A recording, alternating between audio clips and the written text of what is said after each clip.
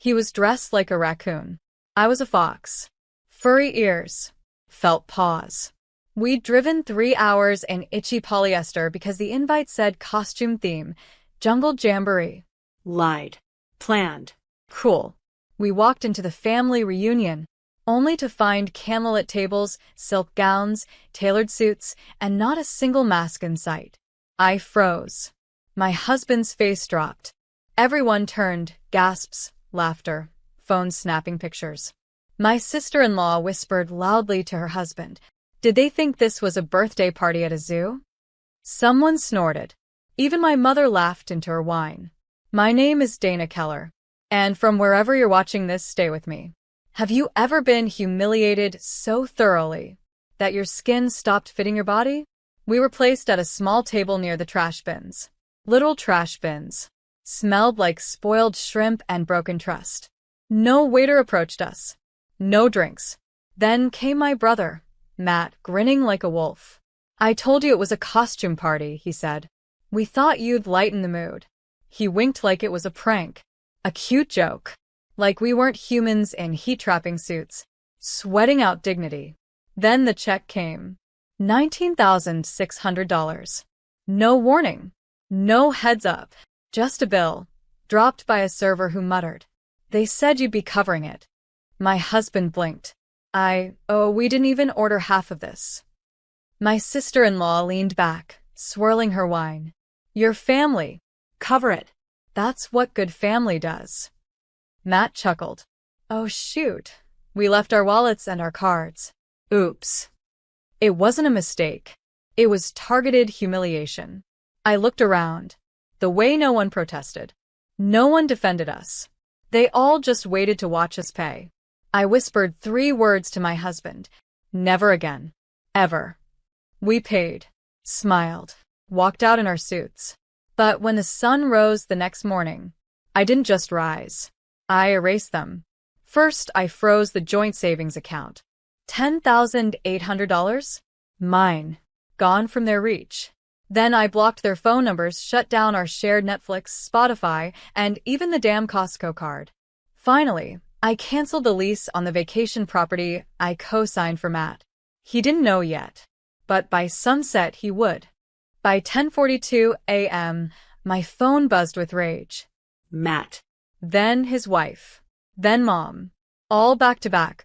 All voicemails filled with panicked curses and dramatic guilt-tripping. "You can't just freeze the account, Dana. The rent bounced. You want your own brother evicted?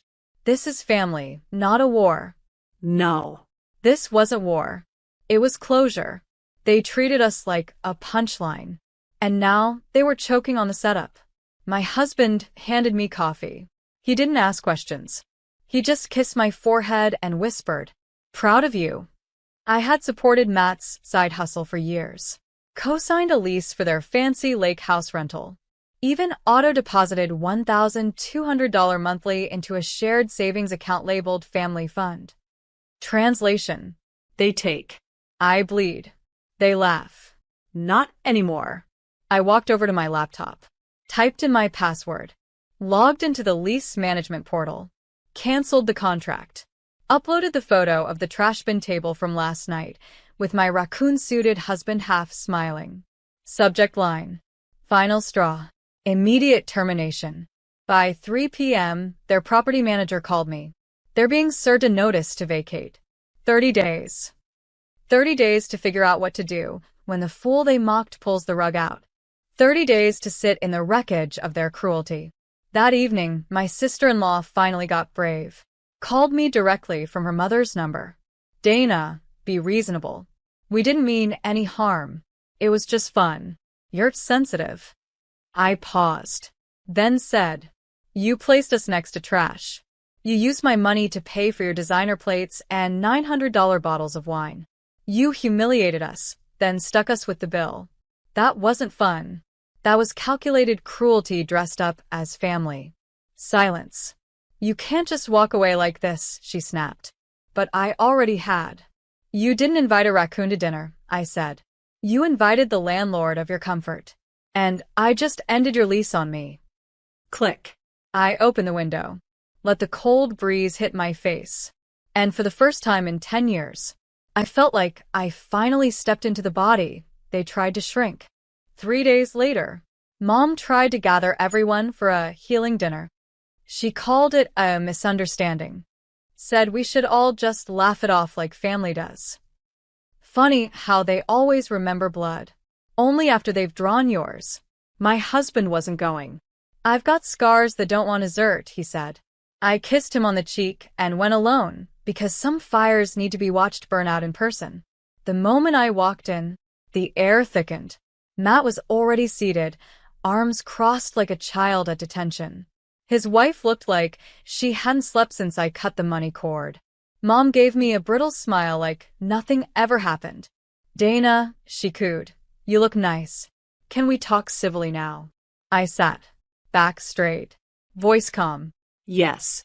But only if you all sit in the truth for once. Matt jumped in. You didn't have to destroy everything.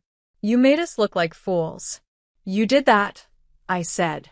You dressed us like clowns and tossed us beside the garbage. You laughed while we paid the bill you pretended to forget. I didn't destroy anything. I just stopped playing the fool you all needed me to be. His wife muttered. We thought it was funny. I pulled out a copy of Elise. The one she never read. Highlighted in yellow was cosigner retains full cancellation rights with 72-hour notice. Here's what's funny, I said. You built a life with borrowed power and thought I'd never flip the switch. Mom tried to interrupt. Dana, baby, you're taking it too far. We're family. No, I cut in. You're spectators. You watched it all and said nothing. And now that the well's dry, you remember how to spell my name. Silence. Real silence. The kind that thunders. I stood up, smoothed my coat. You didn't just lose access to my money. You lost access to me. And that, dear family, is the part you can't replace with tears or phone calls. As I walked out, Matt muttered behind me, You'll regret this. I didn't even turn around. I just said, Regret? I wore a raccoon suit while bleeding from the inside. All you regret is that I finally grew teeth. The door clicked behind me, and that sound, it wasn't closure. It was the sound of permission to never go back. The smear campaign started fast. Facebook posts, WhatsApp anti-chats. Cousins I hadn't seen in years suddenly worried about my mental state. Dana's changed. She's being cruel to her own brother. All over a dinner party and a few jokes? No one mentioned the $19,600. The trash bin table. The 10 years I quietly kept them afloat, co-signing loans, paying surprise tuition bills, covering bounce checks like a reflex. They just wanted the narrative. I snapped. I betrayed blood. I became cold. So I stayed colder. Colder than they knew I could be. Every time a distant relative texted, Hey, can we talk? I left them on read. Every time someone tagged me in a post about forgiveness and healing, I blocked and moved on. Because when someone robs you wearing a smile, you don't hug them, you lock the damn door. And I wasn't interested in redemption arcs they hadn't earned. My sister-in-law tried to play the sympathy card next. Posted a crying selfie with a quote. Families should never weaponize money. I screenshotted it, archived it, didn't engage, because while she was busy farming pity likes, I was already 3 steps ahead.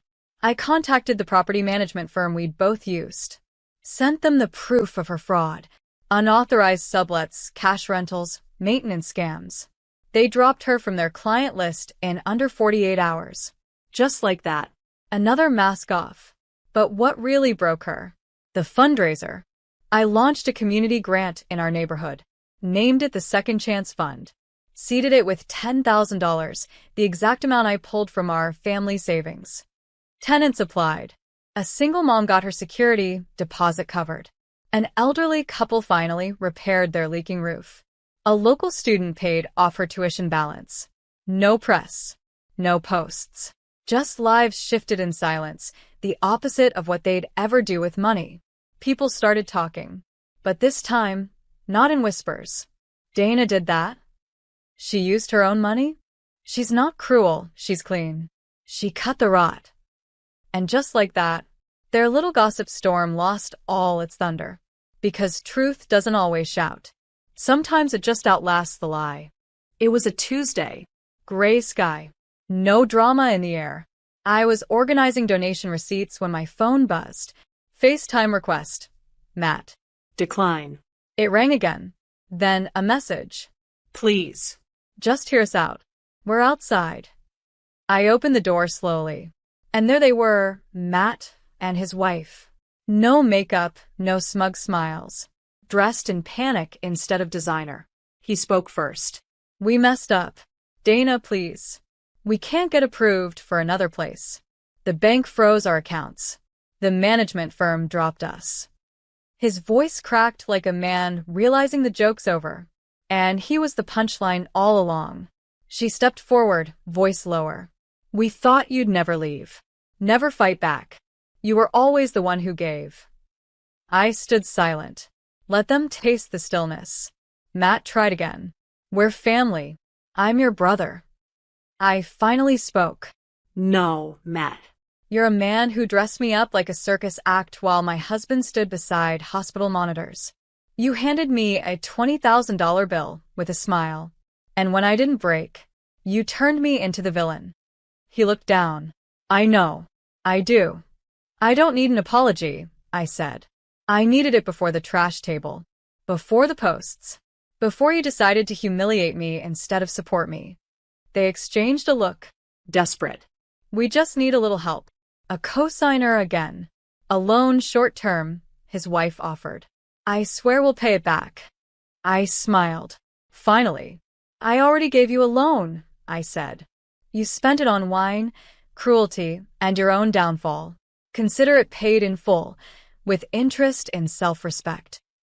They went silent. No more pleading. Just empty hands and full regret. I stepped back inside and said the softest goodbye they'd ever hear. This door isn't locked, but it's not for you anymore. I shut it. Slow. Soft. Permanent. And on the other side, I heard nothing. No knocking. No yelling. Just the sound of two people facing the silence they created. They thought the worst was over. That silence meant mercy. But mercy isn't silence. Sometimes it's consequence in a clean suit. That week, I got a call from a bank officer. A property Matt had used as leverage. The lakeside house I'd once co-signed was being repossessed. The bank was putting it up for public auction. He hadn't made payments in 5 months. Just enough time to book boats, throw parties, and pretend wealth instead of work. The officer asked if I wanted to make a private offer. I laughed. I want to buy it at auction, I said. I want him to see the name. The day of the sale, I dressed in quiet power. All black, no logos. My husband at my side. We sat in the second row. Matt arrived late, sweaty. Didn't even see me at first. He looked around like a man drowning, searching for a rope. Then he spotted me. Still. Sharp. Unreachable. He mouthed something. I didn't care to read it. The auction started. People bid. I waited until the number stalled at $290,000. Then I raised my hand. Calmly. $320,000. Final. Sold. To Dana Keller. His head dropped like a closing curtain. The silence in that room, it wasn't loss. It was awakening. He walked out before I even stood up. Later that week, I had the locks changed. Gave the house to a nonprofit that helps women fleeing domestic abuse. Let them turn it into transitional housing. 6 bedrooms. Fresh beds. Pantry stocked. New beginnings growing where arrogance once lounged. My inbox flooded. Thank you for giving us this. We feel safe here. Matt never reached out again. Because by now, he finally understood. I wasn't angry. I was done. And that house, it wasn't revenge. It was rebirth. From weapon to refuge. I didn't need to burn his world.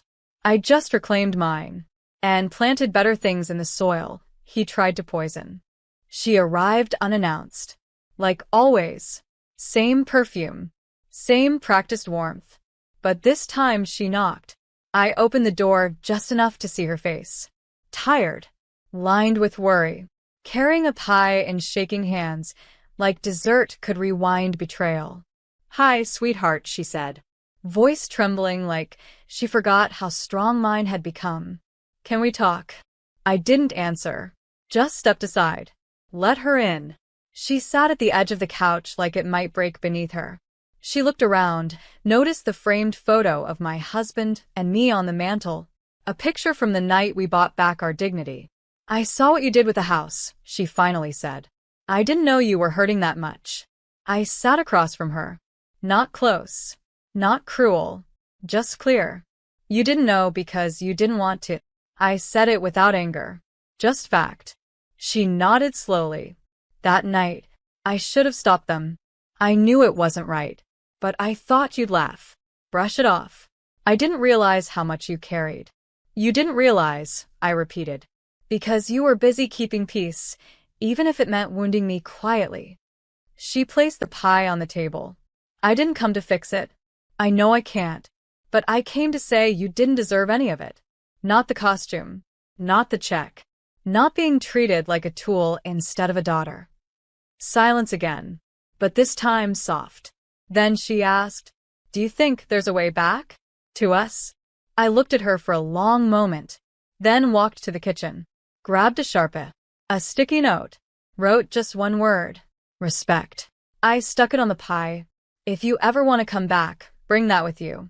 Every time. In every word." She nodded. Tears finally fell. But I didn't reach to wipe them. I didn't reach at all. Because this wasn't a door slam. It was a door frame. And whether she walks through it again is up to her. As she left, she turned and whispered, "You grew into someone I barely recognize." I smiled. That was the point. Months passed.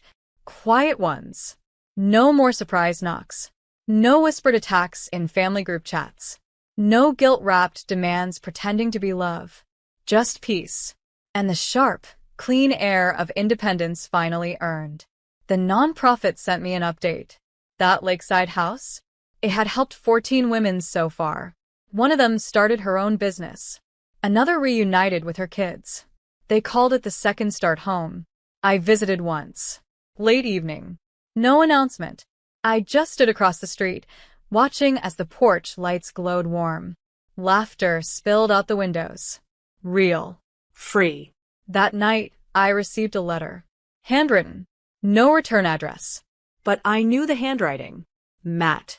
"Dana, I don't expect you to respond. I just wanted you to know, I saw what you did with the house. I saw what you built. You were never weak. You were just quiet power, waiting for the moment we stopped deserving it. I'm sorry. I hope someday you find it in your heart to forgive me. But even if you don't, I get it now." I folded it, tucked it in the back of a drawer. Not because I forgave him, but because I no longer needed to carry the anger. A week later, I threw a dinner party. My table, my guest list. No costumes. No traps. Just light, food, and laughter. My husband raised a toast. To the woman who built her boundaries strong enough to become a shelter for others. Glasses clinked. I looked around, faces glowing, no masks, no games. And I realized something. They tried to turn me into the joke. But I became the punchline that hit back so hard. It rewrote the script. No applause. No revenge parade. Just quiet justice. Solid peace. And the kind of freedom that comes when you walk away and never look back.